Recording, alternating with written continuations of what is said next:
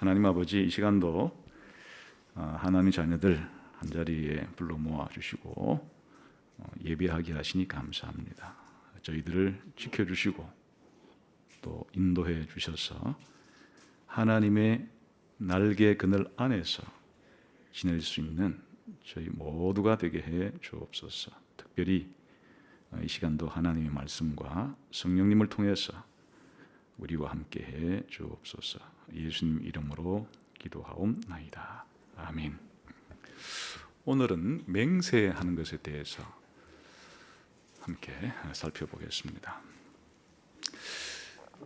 지금 오늘 예수님께서 맹세에 대해서 이렇게 생각을 하고 이렇게 행동을 해라라고 가르쳐 주신 이것은 지금 전체 문맥은 어느 부분에 있는 내용인가 하니까 6가지의 사례에 대해서 우리 기독교인이 어떤 태도를 취해야 되느냐 하는 거예요. 살인이라는 문제에 대해서, 살인하지 말라 하는 이 문제를 어떻게 우리가 지킬 것인가, 또 간음의 문제, 이혼의 문제, 그리고 오늘 말씀처럼 맹세하는 문제, 그리고 보복하는 문제, 그리고 원수를 사랑하는 문제, 이 6가지 사항을 이제 예로 든 거예요. 예로 들어서 이런 부분에 있어서 너희가 행동을 할 때 예수님을 안 믿는 사람들보다는 훨씬 더 뛰어난,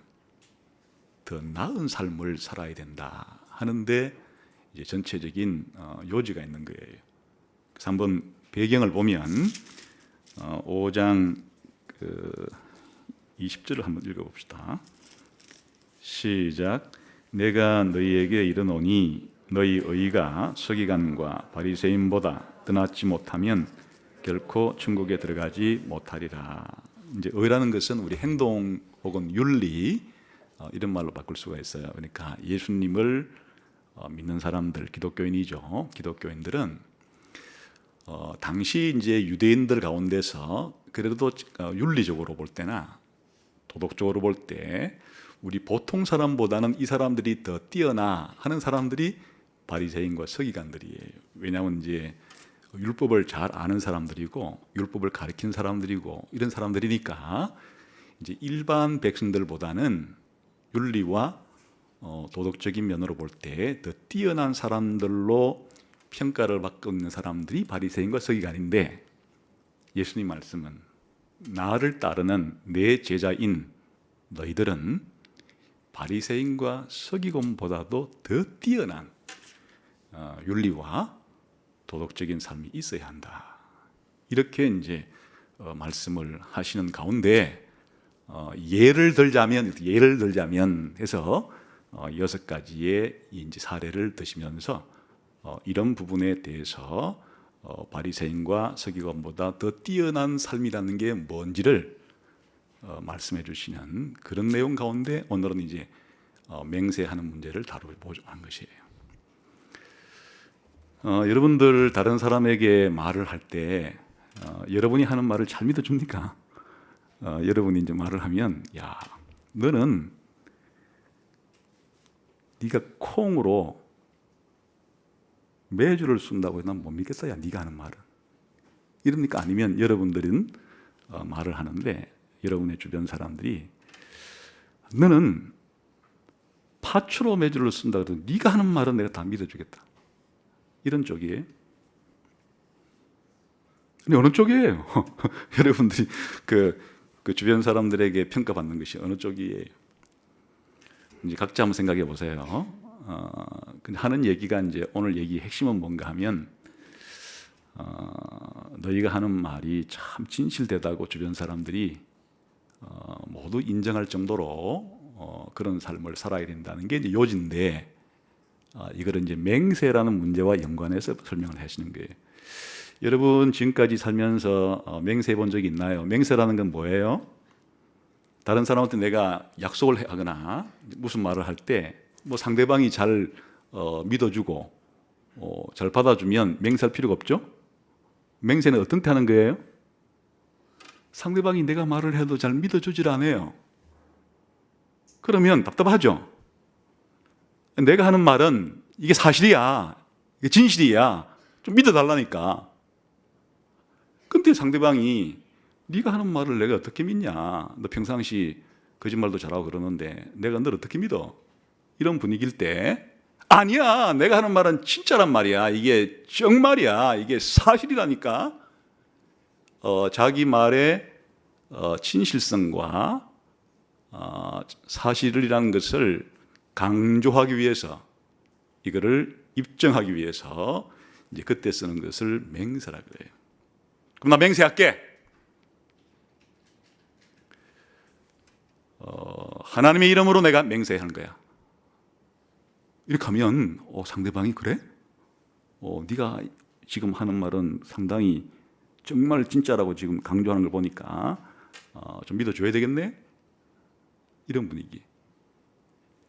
그 맹세라고 하는 것은 자기의 말이나 약속이 진실하다는 것을 입증하기 위해서 어떤 대상을 걸고 내 말은 사실이다 하는 것을 이제 하는 것을 맹세라고 해요. 그러면 이제 하나님 안 믿는 사람들은 뭘 가지고 맹세하는가? 내가 하는 말이 이게 진짜라니까. 만일 내 말이 틀리면 내 손에 장지죠. 장지지라는 얘기가 이제 불로 태우라는 얘기인데, 그러면 좀 무식하게 말해서 내 말이 이게 만일 거짓말로 판명이 되면은 내 혀 뽑아. 내 혀에 걸고 맹세할게. 이러면 상당한 거죠. 이게 정말 혀까지 뽑을 생각하고 이렇게 말을 하는 거 보니까 상당히 믿을 만하네. 아니면 내 목을 걸게. 내가 하는 이 말이 사실인데 만일 내 말이 거짓말이라면 내 목 쳐. 야, 자기 목 걸고 맹세를 하다니 이거는 믿어줘야 되겠네. 그 맹세라는 게 그런 걸 맹세라 그러는 거예요.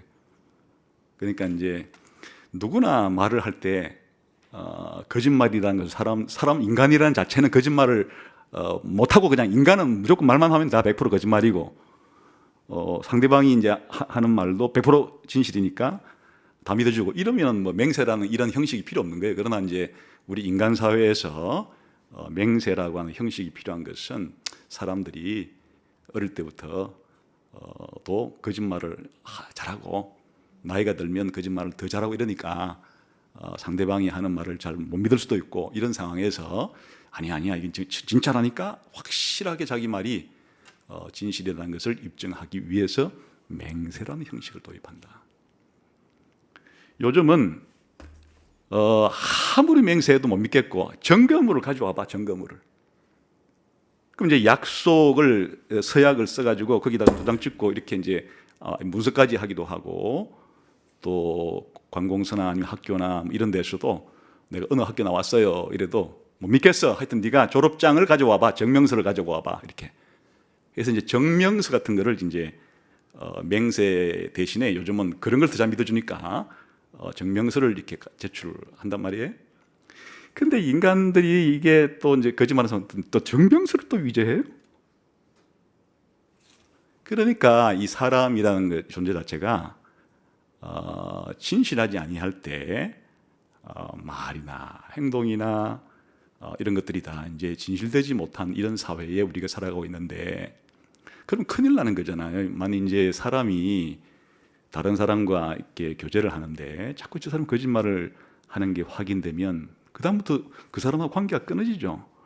무슨 말을 해도 믿을 수가 없어요. 그러면 벌써 그 사람하고 관계는 깨진 거예요. 그러니까 서로 신뢰를 해야, 상호 신뢰를 해야 인간관계가 맺어지게 되고 함께 더불어 이 세상을 살아갈 수 있는데, 더불어 살아가는, 함께 살아가는 이 세상 사람들 사이에 자꾸 거짓말을 해가지고 그것이 탄로가 나고 또 이렇게 되면 이제 관계가 끝장이 난단 말이에요. 그래, 인간관계의 가장 기본이 진실해야 된다 하는 것인데, 이제 그런 맹세에 대해서 구약 성경은 어떻게 말했고, 예수님 당시의 유대인들은 이 맹세를 어떻게 실천했고, 예수님은 이 맹세에 대해서 어떻게 하려는가, 이 세 가지가 오늘 본문에 나와 있는 거예요. 우선 구약 성경에는 이런 맹세에 대해서 뭐라고 말하고 있는가, 한번 다시 33절을 봅시다. 한번 읽어봅시다. 시작. 또 옛사람에게 말한 바 흠맹세를 하지 말고 내 맹세한 것을 주께 지키라 하였다는 것을 들었으나, 어디 나온다는 얘기예요? 구약 성경에 있다는 얘기예요. 구약 성경의 어떤 구절들을 근거로 예수님이 이렇게 말씀하신 걸까? 우리 한번 찾아봅시다. 한번 레위기 19장 12절 한번 찾아봅시다. 창세기, 출애굽기, 레위기 19장 12절을 한번 봅시다.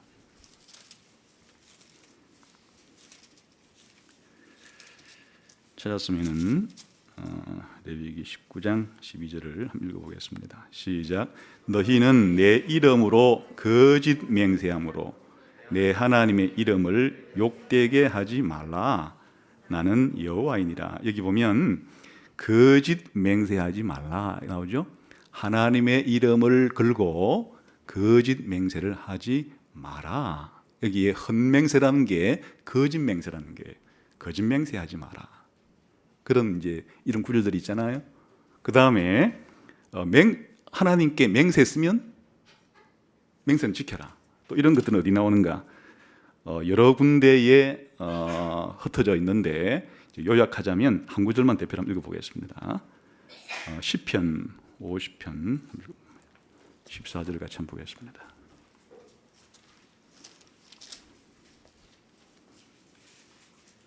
시편 50편 14절 한번 읽어봅시다.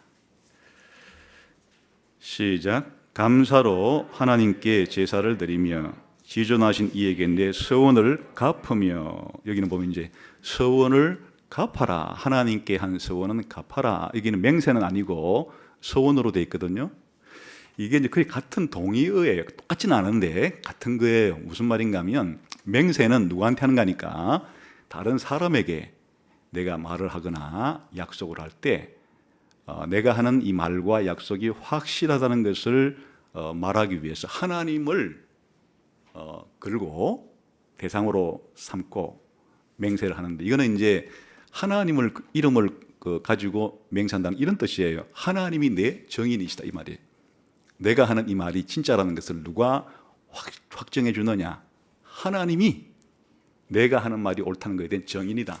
그 하나님을 정인으로 내세우는 것을 맹세라 그러는 거예요. 그럼 그 뜻은 무엇인가 하니까, 만일 내가 하나님의 이름으로 한 이 맹세가 틀렸을 때는 하나님이 나를 벌 줄 거다.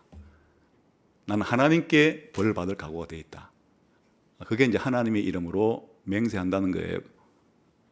그러나 이제 서원한다는 것은 다른 사람에게 하는 게 아니고 누구한테 하는 것인가 하니까 하나님께 직접 하는 거예요. 하나님께 내가 약속을 하는데 이런 거예요. 내가 아주 큰 질병에 걸리거나 어려움에 빠졌을 때 사람이 이렇게 하나님께 약속을 해요. 하나님, 만일 저를 이 질병에서 건져주시거나 내가 처한 이 어려운 상황에서 저를 건져주시면은 제가 하나님께 뭐 이런 헌물을 바치겠다든지 아니면 제 인생을 하나님을 위해서 뭐 헌신하겠다든지, 이렇게 이제 하나님께 약속을 하는 걸 서원이라 그래요. 그러니까 맹세든 서원이든 하나님의 이름으로 했을 때 반드시 지켜라 하는 게 이제 구약 성경의 요지예요. 그렇잖아요. 지금 이제 하나님의 이름으로 맹세를 해도 좋은데 하나님의 이름으로 맹세할 때는 그 맹세 내용이 그럼 어떻게 하면 안 되는 거예요? 거짓말로 맹세하면 안 되는 거잖아요. 그러니까 하나님의 이름으로 맹세를 할 때는 거짓으로 맹세하면 안 되는 거고, 또 하나님의 이름으로 맹세를 했을 때 반드시 지켜야 되는 거고, 서약도 마찬가지고 그런 뜻이에요. 이게 이제 구약 성경에서 가르치는 내용이에요. 그래, 요약을 하자 그러면 아예 맹세라는 것 자체를 하지 말라 한 건 아니고, 구약 성경에서 하나님께서 하나님 백성들에게 율법을 통해서 뭐라고 명령했는가 하니까 맹세는 해도 좋다. 그런데 하나님의 이름으로만 맹세를 하고, 맹세했거들랑 뭐라고요? 지켜라. 그 이야기는 진실되게 말을 하고 진실되게 살아라 하는 뜻이죠. 만일 하나님의 이름을 걸고도 자기가 맹세한 것을 어길 때는 하나님의 이름을 남용하는 십계명의 제3계명을 어기는 것이 되는 거예요. 그러니까 맹세를 하고도 지키지 않는 죄는 십계명의 3계명을 어기는 죄예요. 그리고 거짓 증거하지 말라고 하는 9계명도 어기는 죄예요. 그러니까 이게 참말과 거짓말을 하는 이 문제가 단순한 문제가 아니구나. 이게 지금 하나님의 이름을 거짓되게 사용하는 문제에 걸릴 수도 있고 내 이웃에게 거짓 증거하지 말라고 하는 문제에 걸릴 수도 있는 이런 이제 중차대한 문제에 있어서 구약 성경의 가르침은 하나님께 하나님의 이름을 걸고 이름으로 맹세를 해도 좋은데 맹세했거들랑 지켜라. 쉽게 말하면 참되게 말을 하고 참되게 살아라 하는 게 요지예요. 그런데 이렇게 하면 되는 건데 그래서 이제 구약 성경에 보면 아브라함도 아비멜렉이라는 사람하고 계약 맺을 때 맹세를 하고 또 아브라함이 자기 종을 멀리 자기 며느리를 데리고 오라고 보낼 때도 자기 종에게 너 맹세해라 하고 이렇게 이제 서로 이렇게 구약 성경에서 맹세를 하면서 진실성을 입증하면서 살아갔는데 지금 예수님 당시에 이 서기관과 바리새인이든지 유대인들이 지금 어떻게 맹세를 하고 있다는 거예요? 지금 다시 5장으로 돌아와서 34절, 5절, 6절 읽어봅시다. 시작. 나는 너희에게 이르노니 도무지 맹세하지 말지니 하늘로도 하지 말라 이는 하나님의 보좌이며 땅으로도 하지 말라 이는 하나님의 발등상이며 예루살렘으로도 하지 말라 이는 큰 임금의 성이며 내 머리도 하지 말라 이는 내가 한 터럭도 휘고 검게 할 수 없다. 여기에 무슨 내용이 지금 전제가 되는 거니까 예수님 당시에 유대인들이 맹세를 하긴 하는데 하나님의 이름으로는 이제 안 하고 누구 이름으로 한다는 게 하늘을 걸고 맹세하고 땅을 걸고 맹세하고 예루살렘 성을 걸고 맹세하고 자기 머리카락을 걸고 맹세하고 이렇게 맹세를 하고 있어요. 왜 이런 일이 생겼는가? 원래 구약 성경에서 맹세를 하거들랑 하나님의 이름을 걸고 하나님 이름으로 맹세를 하고 해거들랑 지켜라 이게 이제 요지인데 하나님의 이름으로 맹세했다간 아까 그것이 뭘 의미한다 그랬어요? 하나님 이름을 걸고 맹세합니다라고 하는 말은 내가 이 한 말이 틀렸을 거짓말일 경우에는 하나님이 나를 벌 줘도 좋다. 하나님 나를 죽여도 좋다. 이런 뜻이니까 겁나잖아요. 그래서 하나님의 이름 대신에 다른 대용물을 가지고 맹세를 하면 어겨도 받을 벌이 적어진다는 생각들을 하게 되는 거예요. 무슨 말인가 하니까 하늘을 걸고 맹세한 건 하나님의 이름으로 맹세한 건 아니니까 어겨도 하나님께 벌 받을 일은 없겠지.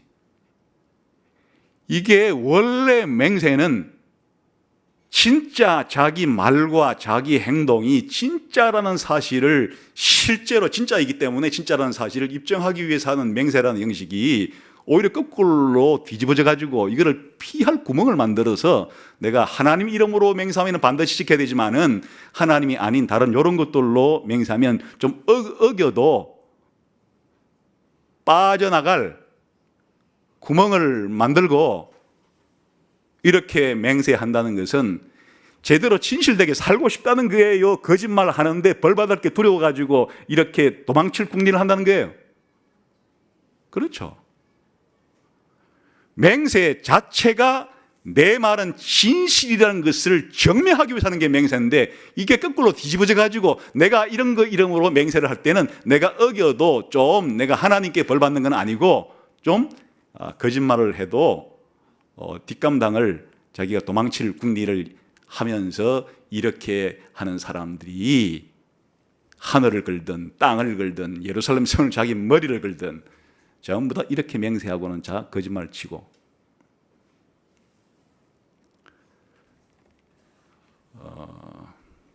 그래서 예수님이 도무지 맹세하지 말라 하는 이야기는 구약 성경에서 하나님이 하나님의 이름으로 맹세하라 하는 이와 같은 완전 철폐의 의미보다는 이렇게 뒷구멍 만들어서 이런 허울 좋은 이름을 가지고 맹세를 해서 다른 사람들에게 오히려 거짓말하기 위한 수단으로, 이게 안 믿어주니까 다른 사람들을 속이기 위한 수단으로 이렇게 맹세를 한다는 것 자체가 완전히 정신 자체가 제대로 진실되게 살고 싶은 생각이 없으니까 이런 행동들이 파다해진 거라. 그래서 예수님이 그럼 철폐시켜라.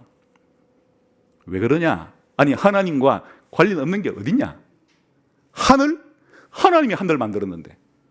땅? 하나님이 하늘, 땅을 만들었는데. 예루살렘? 하나님이 예루살렘의 주인이신데 네 머리카락? 하늘도 네가 희고 검게 하지 못하고 하나님이 다 하는 건데, 이 세상 천지에 하나님과 연관 안 된 것이 어디 있다고 하나님이란 이름만 안 쓰고 다른 걸로 해서 네가 사기치고 싶을 때, 거짓말하고 싶을 때 그런 것을 가지고 맹세한다는 게 이게 말이 될 법이란 소리냐? 그렇죠? 그 듣고 보니까 다른 사람을 속이기 위한 수단으로서의 이런 맹세가 횡행되고 있는 이런 현실에 대해서 예수님께서는 그런 맹세는 철폐시켜라. 그러면 어떻게 하라는 말씀입니까? 그런 이제 예수님이 그러면 그 말의 의미가 37절이에요. 도무지 맹세하지 말라는 뜻이 뭔가가 37절에 이제 예수님이 핵심을 말해주고 있는 겁니다. 한번 읽겠습니다. 시작. 오직 너희 말은 옳다 옳다 아니라 아니라 하라. 이에서 지나는 것은 악으로부터 나느니라. 그래, 예수님의 지금 의도는 내가 너희들이 하고 있는 이런 맹세 하지 말고 이렇게 말한 핵심이 뭔가니까, 기면 기고 아니면 아니고, 그것이 사실이면 사실이라고 말하고 거짓이면 거짓이라고 이렇게 해야지, 사실인데 사실을 부정하고 거짓이라고 속이거나 거짓인데 사실로 진실로 둔갑시켜서 이렇게 하거나, 이건 다 거짓 아니냐? 그러면 안 된다. 옳으면 옳다, 틀리면 틀리다. 이렇게 거짓말하지 말고 진실하게 살아라. 그 뜻이에요. 더 이제 핵심적인 얘기는 뭔가 하니까, 맹세를 하지 말라 한 이유는 뭔가 하니까, 너희 말은 맹세할 필요가 없이 너희가 말하면 네 말을 듣는 사람들이, 저 사람은 맹세 안 해도 진실을 말하는 사람이니까 저 사람 입에서 나오는 말은 맹세 자체가 필요 없어. 너희의 말은 맹세, 뭐 하늘로 걸든 땅을 걸든 예루살렘을 걸든 자기 손가락을 걸든 이런 거 할 필요도 없이 다른 사람이 믿어줄 정도로 그렇게 진실하게 살아라 하는 게 도무지 맹세하지 말지니라는 말의 뜻이에요. 예수님이 그렇게 말씀하신 거예요. 그러니까 저하고 여러분들이 예수 믿는 사람이라면 예수님께서 어느 정도 기대하시는가 하니까, 너희 말은 다른 사람이 너희가 꼭 뭐 맹세를 해야, 뭐 정명서를 가지고 와야 믿어주는 게 아니고, 너희 말이라면 그냥 믿어주겠다 할 정도로 진실되게 살아라. 그게 내 제자의 특징이다. 그런 말이에요. 근데 아까 그 말이에요. 네가 보통은 콩 가지고 매주 쓰는 것이 정상인데, 네가 팥 가지고도 매주를 쓸 수 있다 그러면, 내가 생각할 때 이게 합당하지 않은 것 같은데도 네 말이니까 난 네 말이면 무조건 믿어주겠어. 평상시에 그 사람의 삶과 은행이 뭐라고 말하든지 그렇게 다른 사람에게는 증명서 가져와봐, 맹세해봐. 그래 해도 이놈 또 속이려고 하는 거 아니야? 이렇게 의심을 가지는데, 우리 예수 믿는 사람들이 살아갈 때 우리 주변의 사람들이 우리를 바라보고 우리에 대한 태도가 맹세하지 않아도 저 사람의 말은 진실할 거야. 이런 생활을 해야 된다. 이게 이제 예수님 말씀이에요. 쉽지 않죠. 이게 이제 쉽지 않은 이유가, 우리 사람이 원래 하나님이 처음 만들 때는 사람이라는 존재 자체가 그냥 어차피 거짓말하게끔 그렇게 만들었지는 않았어요. 원래 하나님이 아담과 하와를 만들 때 어차피 인간은 시간이 지나면 거짓말을 할 수밖에 없도록 이렇게 만들지는 않았다고요. 이 거짓이라고 하는 것은 어디서 왔는가니까 예수님 뭐라 그랬어요? 끝에 37절 다시 읽어볼까요? 시작. 오직 너희 말은 옳다 옳다 아니라 아니라 하라. 이에서 지나는 것은 악으로부터 난다. 이 거짓이라고 하는 것은 하나님이 만든 게 아니에요. 이 거짓이라고 하는 것은 악으로부터 나온 건데 이 추상명사인 악의 배후에는 악한 자로부터 나오는 거예요. 악한 자로부터. 이 거짓말이라는 게 하나님이 만들질 않았어요. 하나님 자신은 거짓말을 못해요. 근데 어떻게 인간이 거짓말을 이렇게 하게 됐나? 그래, 사람들이 거짓말을 워낙 많이 하니까 맹세를 안 하면 안 믿어줄 정도로 이렇게 바뀌어버렸나? 그 원인이 어디서 이렇게 된 건가? 악한 자에게로부터 이 거짓이 나왔기 때문에 거짓말하는 것은 바로 이 악에 속한 자고 악한 자에게 속한 거고 이 누군가니까? 사탄이 마귀예요. 이 악의 기원과 악의 뿌리는 악의 원천은. 우리 한번 다른 성경 한번 읽어볼까요? 예수님의 이 말씀을 잘 이해하게 하는데 도움이 되는데 요한복음 8장 한번 가봅시다. 요한복음 8장 44절.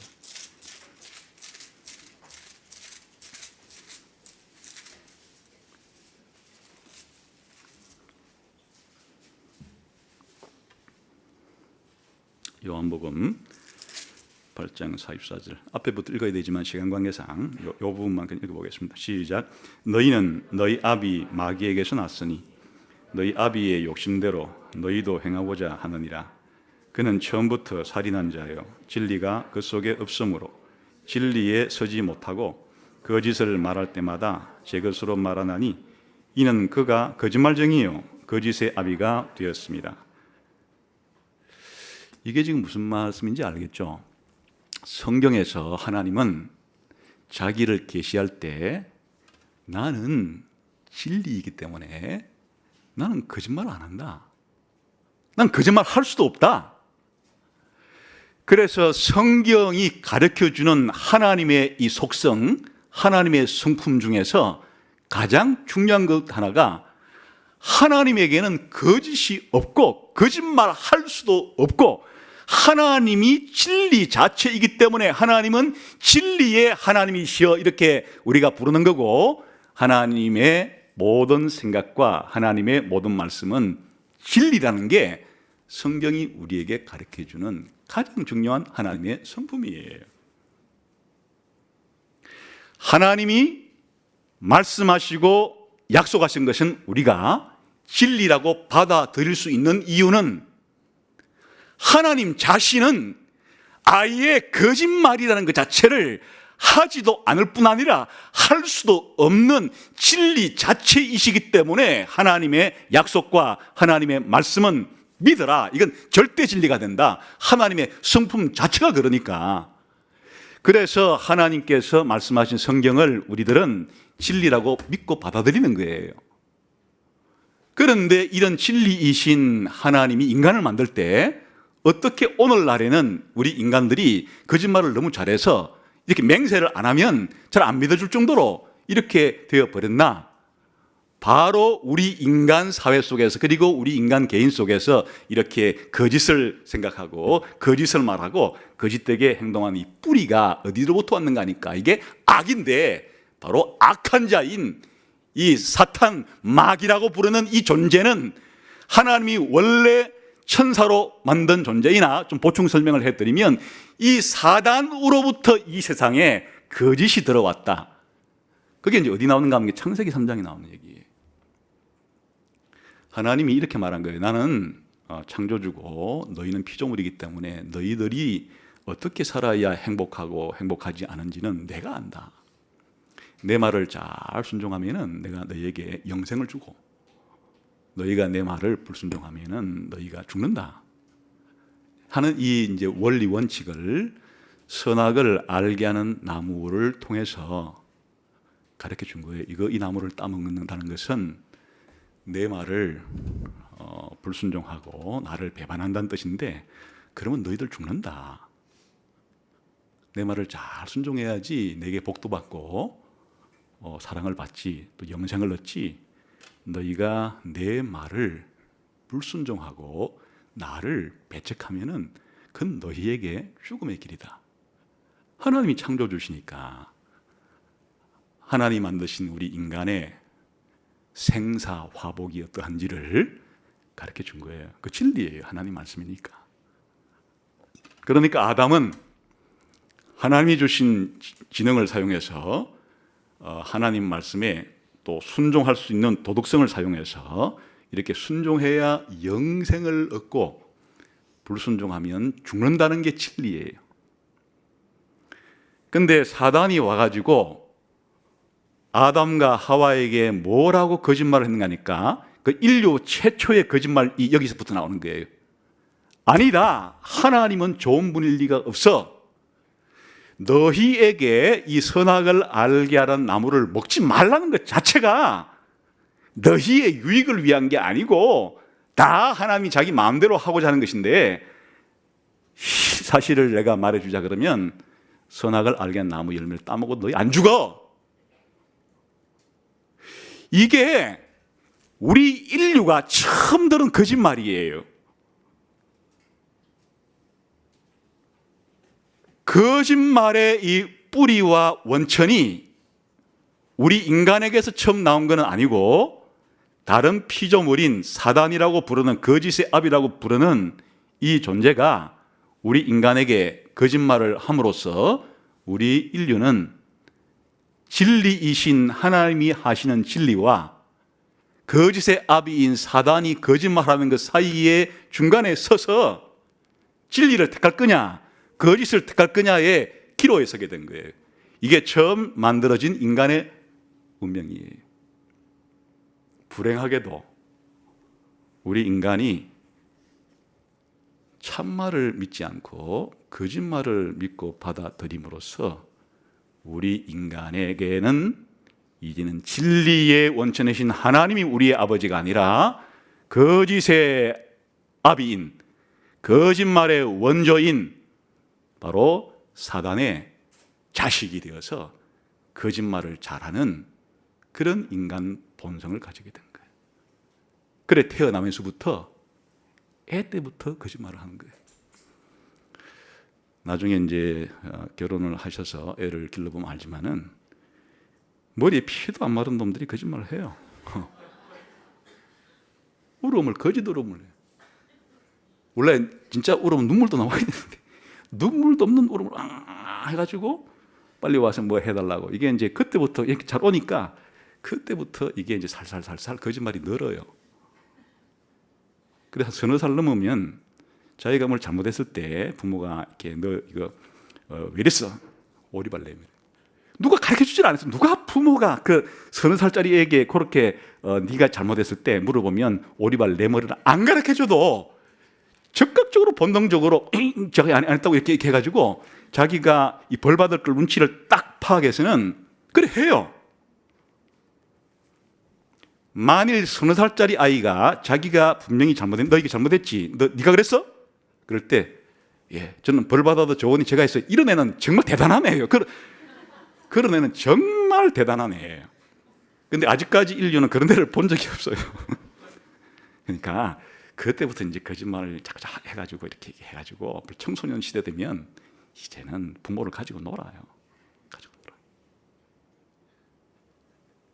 자기 집 애들도 부모한테 거짓말을 이렇게 수시로 하는데, 그럼 다른 사람한테는 서로 이제 어른쯤 되면은 이제 완전히 서로 맹세 안 하면 안 믿어줄 정도로 이렇게 된단 말이에요. 그래 이제 이게 우리 인간의 비극이에요. 인류에 발생하게 된 비극이 바로 이런 거짓말 문제란 말이죠. 그래서 예수님께서 그 거짓말을 하는 거는 마귀 편에 속한 거다. 그게 나는 원래 진리의 원천이기 때문에 거짓말을 했는데 내 편에서 나온 게 아니다. 이게 그렇게 이제 말씀하시는 거예요. 그래서 우리가 이제 이 말씀을 어떻게 적용을 해야 되느냐? 우리는 말이에요. 그 이제 오래 이제 이렇게 살다 보면 이게 뭐 여러 가지 거짓말하는 이유도 다양하고 거짓말하는 내용도 다양하고 거짓말할 때 표정도 다양해요. 그 거짓말을 어떻게 알아내는가 그것만 연구하는 심리학자들도 있어요. 거짓말하면 말을 길게 하는가 짧게 하는가, 거짓말하면은 눈빛이 어떻게 바뀌는가, 거짓말하면 안색이 어떻게 되는가, 거짓말하면은 발을 떠는가 안 떠는가, 거짓말하면 손을 어떻게 드는가. 이게 거짓말을 하게 되면 평상시에 자기의 감정과 자기의 정상적인 인지를 가지고 하지 않기 때문에 뭔가 자기도 모르는 사이에 사인을 내보내게 돼 있어요. 그래서 거짓말 탐지기라는 걸 만들어 그런 걸 이용하는 건데, 또 고도로 훈련시키면 그런 거 내색 안 하고도 또 거짓말을 하기도 하니까 잘 알아낼 수는 없으나 어쨌거나 간에 이런 거짓말이 얼마나 횡행하면 심리학자들 가운데는 거짓말만 30년씩 연구한 학자들도 있어요. 그런 사람들도 보면 온갖 종류의 거짓말들이 많죠. 또 왜 하는가, 거짓말하는 방법이라든가. 그래 거짓말을 잘하고 싶으면 그런 책 사보면 오히려 거짓말을 잘해가지고 사기꾼 되는데 도움 될 것 같아요. 그것도 다 기술이 있어요, 거짓말도.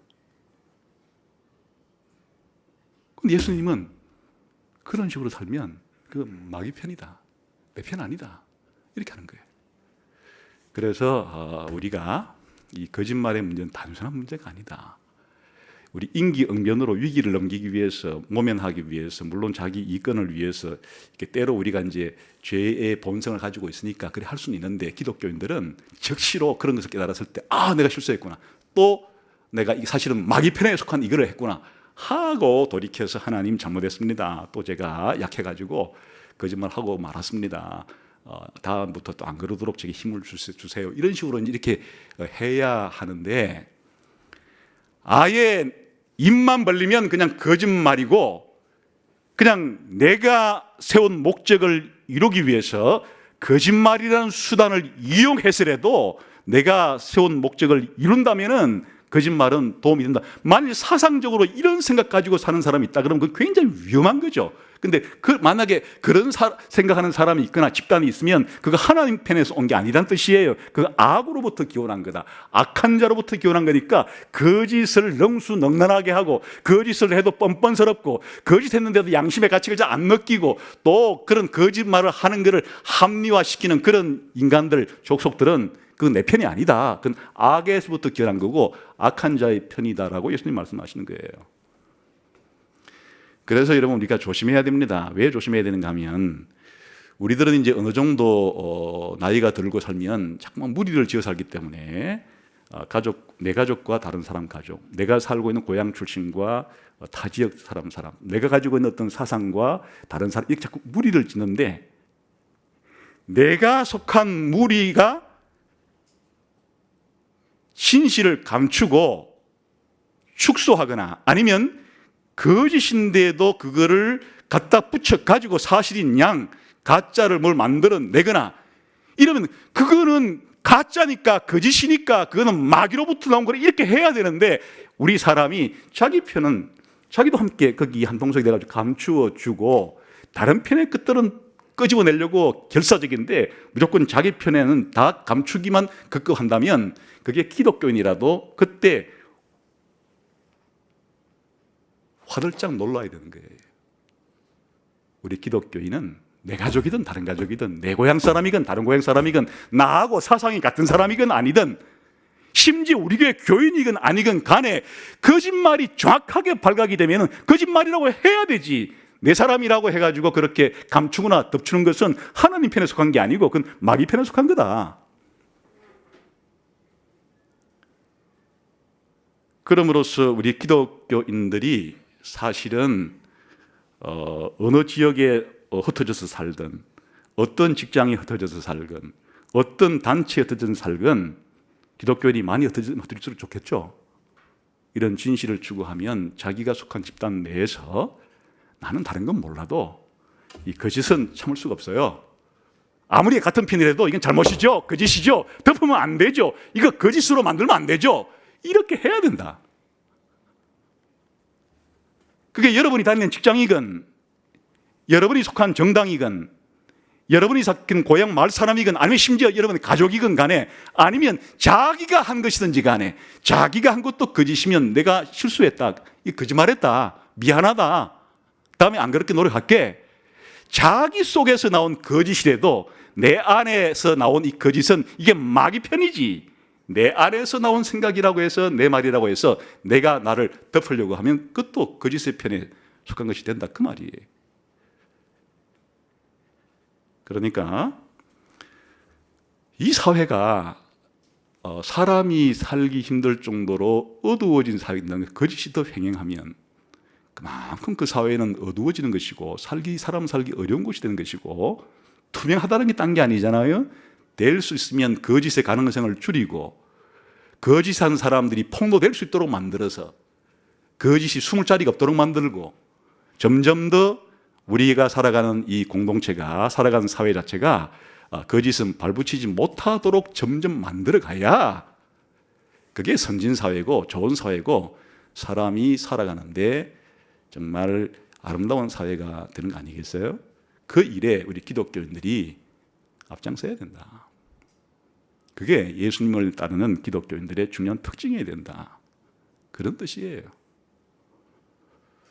쉽지 않다는 것은 아까 말씀드린 것처럼 우리가 태어나면서부터 이제는 죄성을 가지고 태어나기 때문에 죄성 가운데 하나가 이 거짓성도 있으니까 그렇게 거짓이 우리가 알게 모르게 튀어나오는 것에 대해서 우리 화들짝 놀라야 하고 죽기 전까지는 예수 믿는 우리에게서도 나올 수 있다는 것을 경계해야 하고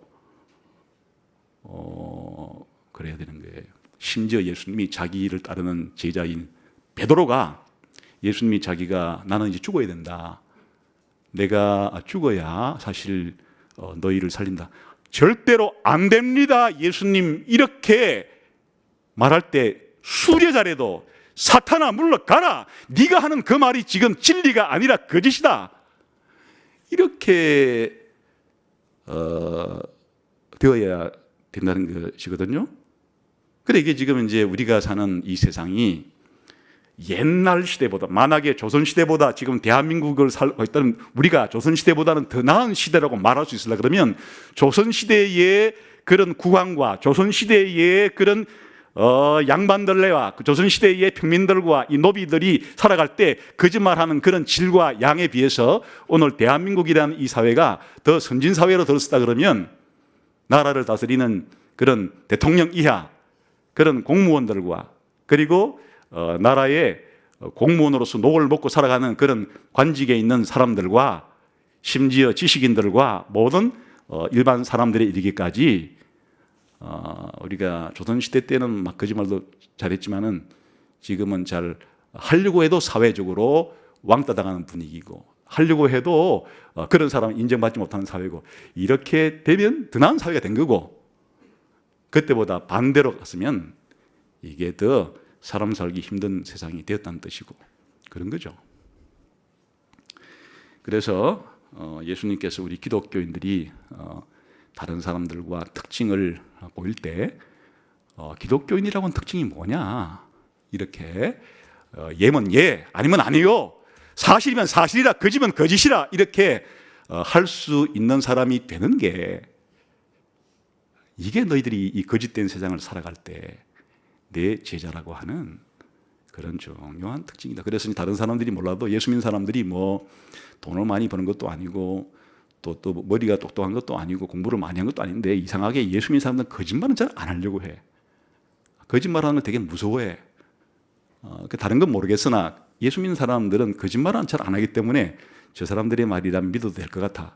이러한 평가가 우리가 나올 정도로 살아가는 게 예수님의 제자로서의 기독교인으로서의 특징이 되어야 된다 그런 말이에요.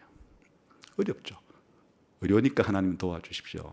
제가 진실되게 살도록 도와주십시오. 이렇게 기도하며 살아야 된다. 근데 이제 이 말씀을 오늘 우리 시대에 적용할 때 참 이 말씀을 적용하기 어려운 시대에 살고 있는 이유는 현대 우리가 살아가는 시대가 엄청나게 매스 미디어라고 불리는 대량 전달을 할 수 있는 그런 기술력을 갖춘 시대다 보니까 이 거짓말을 해서 다른 사람을 속이기가 아주 쉬운 시대가 됐어요. 옛날에는 내가 거짓말을 설령 한다고 해도 내 주변의 사람들 몇 사람밖에는 거짓말로 오염을 못 시키는데, 지금은 이 인터넷의 발달로, SNS와 개인 미디어, 1인 미디어의 발달로 말이에요. 잘 알다시피 자기가 무슨 거짓말 하나를 생산해 가지고 이것을 여러 이런 유통망에다가 이렇게 뿌리면 전 세계에 확산되는데 엄청난 속도로, 시간도 얼마 걸리지 않은 상태로 그렇게 될 수도 있는 그런 시대에 우리가 살고 있고, 그래서 이 거짓말을 잘하는 사람들이 오늘의 발달된 이런 매체에다가 온갖 그 인터넷 매체에다가 쏟아내는 그런 것들이 전부 다 그 사실이 아니에요. 거짓말도 있고 사실도 있고 섞여 있는 거예요. 그러니까 오늘날에는 우리가 조심하지 않으면 나도 모르는 사이에 내가 한 거짓말이 수많은 사람들을 오염시킬 수 있는 그런 가능성에 있을 뿐 아니라, 또 나도 다른 사람들에 의해서 엄청난 많은 거짓말에 속을 수도 있는 그런 시대에 살고 있어요. 그러니까 내가 거짓말을 안 하겠다고 하는 결심으로 끝나는 게 아니고, 잘못하면 내가 다른 사람이 생산해낸 그런 정보가 거짓인지도 잘 분별을 못하고 퍼져나가기 시작하면 자기가 처음 거짓말을 만들어내지는 않았지만은 다른 사람들이 만들어낸 거짓 정보들을 수없이 퍼져나갈 수 있는 그런 시대에 살고 있기 때문에 굉장히 조심스러운 시대에 살고 있다. 그래 요즘 사람들은 말이에요, 우리 시대를 포스트 트루스 시대라고, 이렇게, 이게 무슨 말이에요? 탈진 시대라 이렇게도 불러요. 그 거짓이 진실을 압도하고 있는 시대예요. 그래 기독교인이 이런 시대에 살아가면서 이 거짓이 횡행하는 시대에 우리도 또 거기에 숟가락을 얹어가지고 거짓이 확산되는데 가담하면 안 되겠죠. 그렇게 참 분별력이 필요한 시대예요. 왜 그런 거 하니? 사실 그 방송, 신문, 뭐 인터넷 이런 거 없으면 어떻게 되는 거예요? 그냥 세상에 대해서 깜깜한 거죠. 지금 이런 언론, 방송이 하나도 없다 그러면 내가 이 세상을 살아가면서 내 눈으로 직접 보고 내 귀로 직접 들어서 얻을 수 있는 정보가 얼마나 되겠어요? 그냥 세상에 대해서 깜깜해지는 거죠. 그런데 이런 여러 과학기술의 발달로, 또 언론 여러 가지 전달 매체의 그런 발달로 인해서 오늘날에는 옛 시대와는 달리 손가락만 몇 번 찍찍찍찍 하면은 전 세계에서 벌어지는 정보들을 실시간으로 우리가 접할 수 있는 그런 시대에 살고는 있는데, 그거를 전달해 주는 사람들이 모든 걸 다 아는 사람도 아니고 되게 선택을 해야 하고, 또 이것을 쉽게 말하면 방송이 됐건 신문이 되었건 그 다 어느 한 사람이 그 방송국과 신문사의 데스크에 앉아서, 편집부에 앉아가지고 이 사건은 우리 알려주자 말자를 누군가 결정하는 거예요. 그 다음에 이 사실을 알리더라도 이거를 전면에 배치하다든지 후면에 배치하다든지 그냥 글자 크기를 키운다든지 적게 한다든지 앞에 방송에 배치한다든지 끄트머리에 슬쩍 지나가고 난다, 이거에 따라서 완전히 이 사실을 전달하는 것에 있어가지고 누락은 말할 것도 없고, 뭔가를 알린다 할지라도 거기에 축소 보도를 하거나 또 확대 보도를 할 수 있는 가능성들이 있기 때문에 우리가 방송이라고 해서 신문이라고 해서 다 믿을 것은 아니다 그 말이에요. 그러니까 될 수 있으면 여러 종류의 여러 성향의 신문과 방송들을 비교해서 좀 보지 않으면, 까딱하면 언론에 의해서 자기가 오히려 속을 수도 있는 그런 시대에 살고 있는 거예요. 그럼 국가에서 발표하는 정보는 다 옳으냐? 이게 한 나라가, 이 정부가 언론을 많이 탄압하고 언론의 자유를 많이 없애는 경향으로 갈수록 그 정부는 상당히 많이 부정적인 것들을, 부패한 것들을 속이고 있을 가능성이 많겠죠. 떳떳하면 취재하라 그러는 거예요.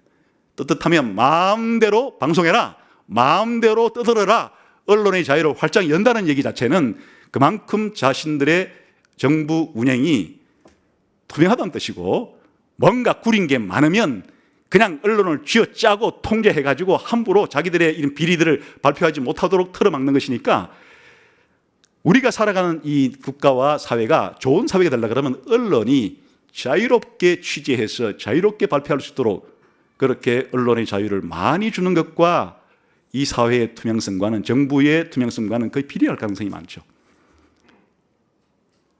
지금 우리가 이게 마스크를 쓰고 예배를 드릴 수밖에 없게 된 상황도 말이에요. 이게 중국에서 이런 전염병이 돌면 그 인위적으로 할 수 없는 문제잖아요. 근데 그거를 억지로 감추고 숨기고 이렇게 해가지고 그거를 오랫동안 이 전염병이 퍼져나가는 것을 방치해 두었다가 오늘날 전 세계적으로 확산되는 사단이 난 것은 그만큼 중국 정부는 구린 게 많다는 뜻이에요. 문제 많은 정부예요. 없어져야 될 정부예요. 그런 정도는. 전 세계 사람들에게 피해를 주는데 자기 정권 유지를 위해서 감추고 숨기고 언론을 통제시키고 이런 식으로 간다는 것 자체가, 그러면 그 나라에 사는 국민들을 얼마나 고달프겠어요. 다시 말하면 우리가 개인적으로 그렇게 내가 거짓말하지 않는 것은 기본이어야 하고, 오늘날 우리가 살아갈 때 여러분들이 언론에 봉사할 수도 있겠죠. 여러분의 이제 직업이 신문에 방송에 하건 뭐 방송사에 들어가건 신문사에 들어가건 아니면 여러분 개인 미디어를 만들건, 여러분이 이 혼란한 거짓과 진리가 싸우고 있는 이 세상의 한가운데서 여러분 때문에 여러분이 들어간 그 언론사와 신문사와 여러분이 만드는 그 개인 미디어를 통해서 거짓이 줄어들고 진리가 더 늘어나도록 해야 하는 일에 책임이 있는 거예요. 만일 여러분이 정치에 관심이 있으면은 좋아요. 여러분 정치에 관심이 있다는 얘기는 정권을 잡아서 이 나라의 정책을 펴서 국민들을 얻은 곳으로 데리고 가겠다는 것인데, 그럴 때 여러분이 투명하게 진실하게 정보를 공개할 것은 공개하고 이렇게 해서 언론의 자유를 주고 해서 이렇게 정치가로서의 삶을 살아야 되는 것이에요. 그리고 그렇지 아니한 집단들이 여러분 주변에 있을 때는 여러분이 속한 정당이 어디든지 다 그 안에서 다른 건 몰라도 정책 대결을 해야지 이렇게 이거 숨겨서 되느냐, 거짓은 밝혀라, 그 안에서 내부 고발자가 돼야 되는 거예요. 여러분이 할 일이에요. 그렇기 때문에 기독교인이 있음으로써 세상은 어두운 가운데 빛이 될 수 있도록 그렇게 하라는 말씀이 바로 도무지 맹세하지 말지니 너희 말은 기면 기고 아니면 아니고 진짜면 진짜고 거짓이면 거짓이고 이렇게 해야 된다 하시는 예수님 말씀입니다. 책임이 막중합니다. 그러니까 우리 모두가 우리 개인 생활과 가정 생활과 이 교회 생활과 또 내가 속한 단체 생활뿐 아니라 좀 더 넓게는 이 국가라는 사회와 전체 인류 사회 속에서 이런 거짓이 점점 줄어드는데 진리가 점점 더 확산되는데 기독교인으로서 중요한 역할을 해야 되는 것이다. 그게 기독교인의 중요한 특징 가운데 하나여야 된다라고 예수님 말씀하십니다. 다 같이 이렇게 되어지기를 주님의 이름으로 축원합니다. 기도하겠습니다.